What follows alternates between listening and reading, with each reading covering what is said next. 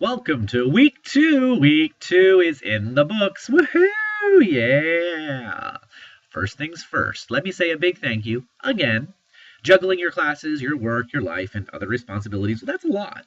This is tough. It's a lot of work to manage all of the crazy things in your life while taking a class, and I can't thank you all enough for the work you're doing. I'm impressed with what you're producing for work, and even more, I'm excited to be learning so much. So, first things first, let's talk about what we learned last week.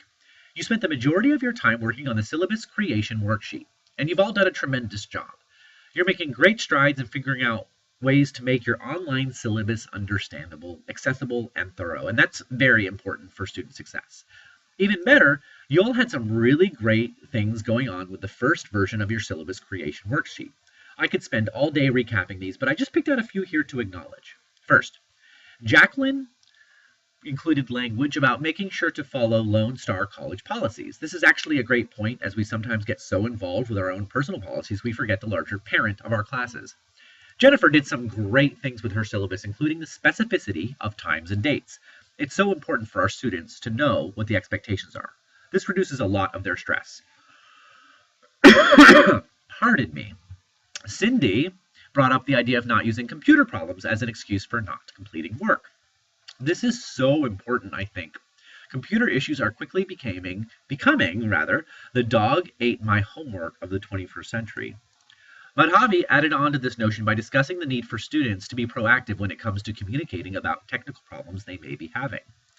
Lizzie had a section about modeling as an instructor, the best practices of online interaction. This is so brilliant and so needed. We need to be doing what we want our students to do. John S. points out the need for students to make use of the many online interactive resources at their fingertips. This is a must for our students' success. John D. had a tremendous level of detail in his learning activities, like having clear due dates and times, having clear instructions is so vital to de-stressing our students.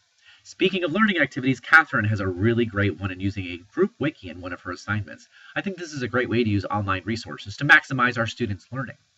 Cedric also has a really cool assignment. The current topics assignment about security threats sounds really interesting. I want to sit in on that day.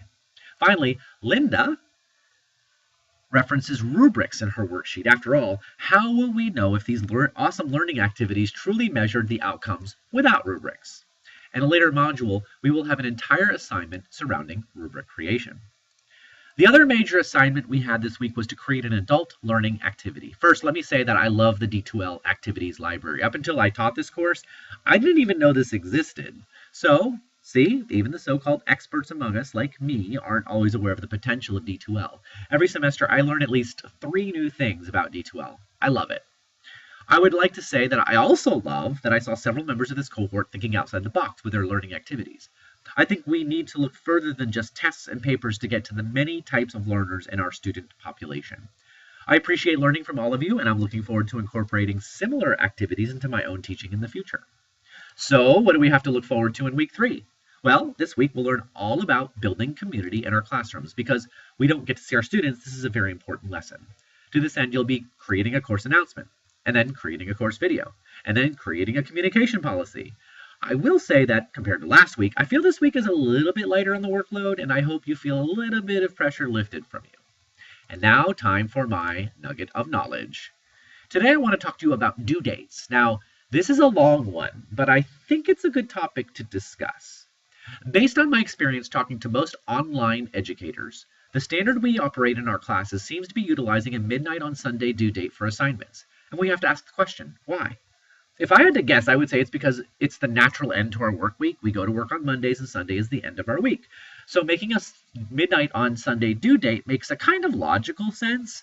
I can understand why this is our instinct, but I couldn't disagree more. I would like to suggest a new paradigm. I think we need to explore due dates and times that benefit both our students the most. By doing this, I think we also find a method that benefits us, the faculty, as well. This means having due dates and times when I am available to answer questions. I've stated previously that I am rarely around on weekends, and I usually don't answer emails over weekends. I do this because I strongly believe in a work-life balance. When I'm away from my office, I want to be away from my work. I don't even take grading home with me. If I have extra grading to do, I go to my office. Now, I'm not suggesting that you go this far, but I am suggesting that you make assignments due at times when you are readily available. Most people I know aren't in the mood to be answering student questions at midnight on a Sunday. So why make assignments due at that time? All of my due dates and times are when I am available to answer questions. I'm at a computer, in my office, and ready to take phone calls or answer emails. We know that students will wait until the last minute to do assignments. So being available at the time of assignments that are due only makes sense. Due to a recent discussion thread in this course, I've actually thought about moving my schedule to a Friday to Friday schedule. That is, all assignments would be due on Friday. Students would have access to the assignments the previous Friday and have 8 days to complete all work for that week. Now, upon further reflection, this actually is really ideal for me. For those who like to do their work on the weekends, the students will get their work done very early and not run the risk of running out of time. But actually, based on my conversation with students, most of them would rather not do homework on weekends. So this works for them too.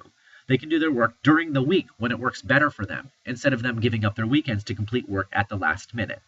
Yes, students will still do work at the last minute, but that last minute will just be on Thursday or Friday instead of Saturday and Sunday. The benefits, I apologize for that little box there, the benefits of this new way of establishing due dates is that it saves the faculty time and gives students more time to work on assignments. We don't have to check our email at odd times during our weekend. We can save replying to emails until our next workday, and students will know when we'll be around and can expect faster responses. This also gives students an extra half day to do their work in some cases. It never made sense to me to have a due date when I'm not going to be grading it at that moment. If I'm not in a position to start grading an assignment, then why do they have to turn it in? It feels arbitrary. Now, one drawback I see to this system is that students aren't expecting it. Veteran online students are used to the midnight deadline. So when I tell them it's an 11 a.m. deadline, they feel like I've taken time away from them. So at the start of the semester, I actually give them a fake class schedule. That this is a schedule with midnight due dates. And then in the first week of class, I tell them that we're going to vote on extending the deadlines to 11 a.m. or 8 a.m. or 5 p.m. or whatever is your ideal time. Of course, they jump at the chance for a blanket extension. It's all about framing the due date and time as a bonus to them, which it really is. Another potential drawback I've heard of is that some schools require online instructors to log in over the weekend. To me, this implies that instructors are required to teach at least 6 days a week. I disagree with such policies vigorously and will work on my part to make sure they aren't implemented at Lone Star College. I don't think anybody should be required to work 6 days every week. I know many instructors who choose to work 6 and even 7 days a week, but I think requiring it breaches the basic concept of work-life balance, which, to me at least, should be sacrosanct. In the real world, we will sometimes have jobs that require us to work a 6th and even a 7th day in a week, but most professional jobs acknowledge the value and necessity for a 5-day work week, with some exceptions in healthcare, law enforcement, industrial jobs, obviously. But most of these jobs either compensate their workers through overtime or longer breaks elsewhere.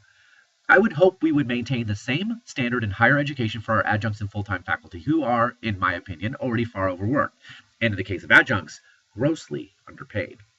A final thing to consider is your schedule. Especially if you're an adjunct, you might have odd hours. So maybe Sunday at midnight is your best time. If that's the case, then awesome. No matter what, make sure you pick a due date and time that you can set consistently and that fits into your schedule most weeks. Don't set due dates and times for when you're asleep or when you're otherwise occupied. You should be available around the time things are due to handle the multitude of questions that will arrive. Okay, my cohort, we're almost halfway there. Please do let me know what more I can do to help you out. Your constant feedback helps me to adapt this course to your needs in the best way possible. Have a great week, and I'll see you online.